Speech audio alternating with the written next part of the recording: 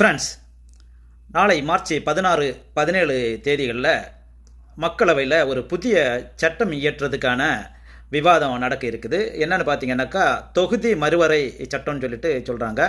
எப்படின்னாக்கா, இப்போ இருக்கிற 543 அந்த எம்பி தொகுதிகள் 850 வரை எம்பி தொகுதிகள் ஆகிறதா இருக்கிறாங்க. மாநிலங்களில் இருந்து 815 பேரும் 35 எம்பிக்கள் யூனியன் பிரதேசங்கள்லேருந்தும் இருப்பாங்க. இந்த சட்டம் ஏற்றினாங்கன்னாக்கா, இதன் மூலம் அவங்க என்ன நினைக்கிறாங்கன்னாக்கா, வட மாநிலங்களில் எம்பிக்களுடைய எண்ணிக்கை அதிகமாக்கி நிரந்தரமாட்டு கொஞ்சம் ஆண்டுகளுக்கு பாஜக ஆட்சியிலே இருக்கலாம். ரொம்ப எளிதாட்டு, ரொம்ப கஷ்டம்னு இல்லாமல் இப்போ அவங்க சப்போர்ட் பண்ணணும், இவங்க சப்போர்ட் பண்ணணும், அப்படி தான் அவங்களுக்கு ஆட்சி அமைக்க முடியணும்னு அந்த ஒரு கண்டிஷனில் இந்த மாதிரி இப்படி உத்தரப்பிரதேச, குஜராத் இது போன்ற மாநிலங்களில் அவங்களுக்கு ஆதரவான மாநிலங்களில் எம்பிக்களுடைய எண்ணிக்கையில் அதிகமாக்குனாக்கா நிரந்தரமாட்டே அவங்க ஆட்சி அமைக்கலாம்னு சொல்கிறாங்க. இப்படி ஒரு மிகப்பெரிய ஒரு மோசடியான ஒரு சட்டம் தான் ஏற்றதுக்காக வேண்டி இருக்கிறாங்க.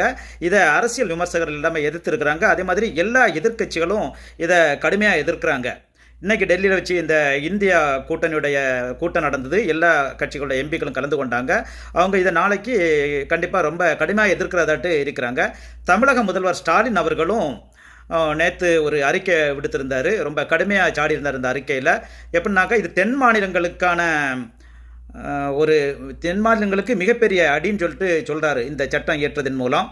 எப்படின்னாக்கா, தென் மாநிலங்களில் மிகவும் குறைவான எண்ணிக்கையில் தான் எம்பிக்கள் இன்க்ரீஸ் ஆவாங்க. வட மாநிலங்கள் ஆகிற மாதிரி இங்கே தென் மாநிலங்கள் ஆக மாட்டாங்க. இதற்கு முன்னால் பல சட்டங்கள் இயற்றதுக்கும் அதிமுகவுடைய ஆதரவோடு தான் ஏற்றியிருக்கிறாங்க. இப்போ நாளைக்குள்ள இந்த சட்ட விவாதத்திலையும் அதிமுக யாருக்கு ஆதரவு கொடுப்பாங்க, எடப்பாடியாருடைய அந்த எம்பிக்கள்லாம் யாருக்கு ஆதரவு கொடுப்பான்னு சொல்லிட்டு நம்ம பொறுத்திருந்து பார்ப்போம். தேங்க்யூ.